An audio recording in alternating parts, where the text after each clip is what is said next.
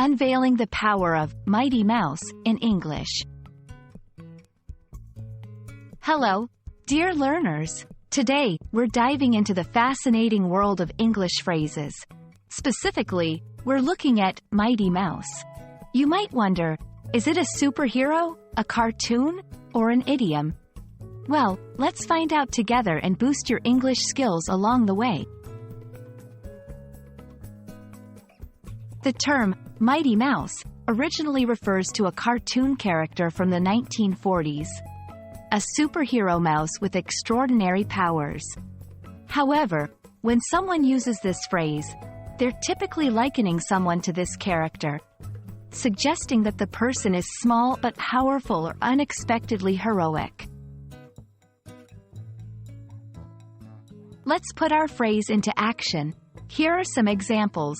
Despite his small stature, Jonathan is a mighty mouse on the soccer field. In the world of technology, that tiny device is a real mighty mouse, packed with features. Notice how mighty mouse is used to emphasize someone's or something's surprising capabilities despite their size. This character has made a mark not just in cartoons but in popular culture.